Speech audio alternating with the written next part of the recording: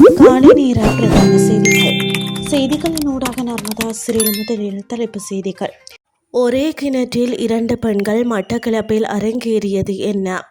மின்சார கட்டணம் அதிகரிக்குமா? உலக சந்தை நிலவரமே தீர்மானிக்கும் அமைச்சர் நலிந்த ஜெயதிச. கார்மூஸ் ஜலசக்தி முடக்கம் சர்வதேச நாடுகளுக்கு ட்ரம்பின் முக்கிய அறிவிப்பு. இனி விரிவான செய்திகள். மட்டக்களப்பில் பெண்ணொருவர் கிணறு ஒன்றில் இருந்து மீட்கப்பட்டதாக கூறப்படும் சம்பவம் மற்றும் அதே கிணற்றில் இருந்து பெண் ஒருவரின் சடலம் மீட்கப்பட்டமை தொடர்பில் முழு அளவிலான விசாரணைகள் நடத்தப்படுகின்றன. இது தொடர்பில் மட்டக்களப்பின் பல பகுதிகளிலும் உள்ள காவல்துறை நிலையங்கள் விசாரணைகளை முன்னெடுப்பதாக தெரிவித்துள்ளனர்.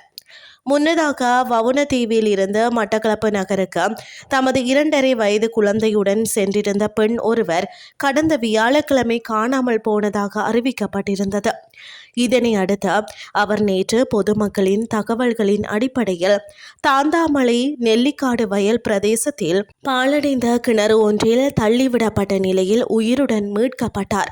இதனையடுத்து அவரின் குழந்தை குறித்த கிணற்று பகுதியில் இருந்து சில கிலோமீட்டர் தொலைவில் உள்ள வவுனதீவு கொத்தியாவலை பிரதேச வயல்வெளியில் அழுது கொண்டிருந்த நிலையில் மீட்கப்பட்டது.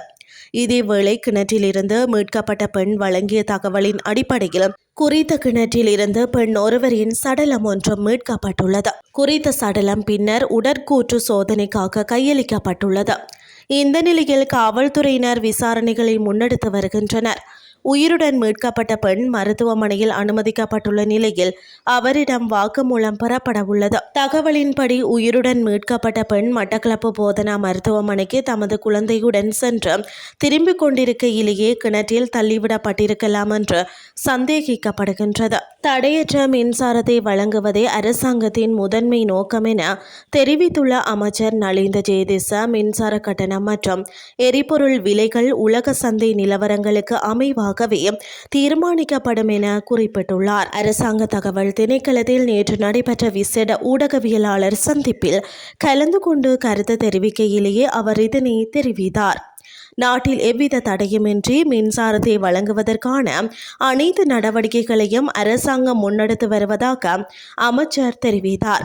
மின்சார நகர்வு மாதத்திற்கு மாதம் மாறுபடுவதாகவும் சில காலங்களில் நுகர்வு அதிகரிப்பதாகவும் அவர் சுட்டிக்காட்டினார். தற்போதைய உலக சந்தை நிலவரங்கள் குறித்து கருத்து வெளியிட்ட அமைச்சர், உலக சந்தையில் நிலக்கரி உள்ளிட்ட அத்தியாவசிய பொருட்களின் விலைகள் அதிகரித்துள்ளன. சாதாரண காலங்களில் கோரப்படும் டெண்டர் விலைகளை விட தற்போது அதிக விலைகளே காணப்படுகின்றன. இவ்வாறான சவாலான சூழலிலேயே நாம் எதிர்கால தீர்மானங்களை எடுக்க வேண்டியுள்ளது. மின்சார கட்டண உயர்வு குறித்த கேள்விக்கு பதிலளித்த அவர், எண்ணெய் விலை மற்றும் மின்சார கட்டணம் ஆகிய அனைத்தும் உலக சந்தையில் நிலக்கரி மற்றும் எரிபொருட்களின் விலைகளில் ஏற்படும் மாற்றங்களை பொறுத்தே தீர்மானிக்கப்படும் என விளக்கம் அளித்தார். மேலும் நிலக்கரியின் தரம் தொடர்பான சில அறிக்கைகள் தற்போது விசாரணைக்கு உட்படுத்தப்பட்டுள்ளதாகவும் அவை குறித்து உரிய ஆய்வுகள் முன்னெடுக்கப்படும் என்றும் அமைச்சர் நலிந்த ஜெயதிச இதன் போது மேலும் தெரிவித்தார். இனி வெளிநாட்டு செய்திகள். சர்வதேச எரிசக்தி விநியோக பாதையான கார்மூஸ் ஜலசக்தியின் பாதுகாப்பை உறுதிப்படுத்த சர்வதேச நாடுகளின் அதிகப்படியான உதவி தேவைப்படுவதாக அமெரிக்க ஜனாதிபதி டொனால்ட் ட்ரம்ப் தெரிவித்துள்ளார். ஊடகங்களுக்கு கருத்து தெரிவிக்கும் போதே அவர் இதனை தெரிவித்துள்ளார். மேலும் தெரிவித்த அவர், குறிப்பாக சீனா மற்றும் ஜப்பான் போன்ற நாடுகள் இந்த பாதுகாப்பு நடவடிக்கைகளில் நேரடியாக ஈடுபடுவது சிறப்பாக இருக்கும் என அழைப்பு விடுத்துள்ளார். இருப்பினும் ஐரோப்பா மற்றும் ஆசிய நாடுகளைப் போல தங்களது நாடு கார்மூஸ் ஜலசக்தி அதிகளவில் பயன்படுத்துவதில்லை என ட்ரம்ப் சுட்டிக்காட்டியுள்ளார். அத்தோடு அமெரிக்காவிற்கு அந்த நீர்வழியின் முக்கியத்துவத்தை குறைத்து மதிப்பிடும் வகையில் ட்ரம்ப் கருத்து வெளியிட்டதாக தெரிவிக்கப்படுகின்றது.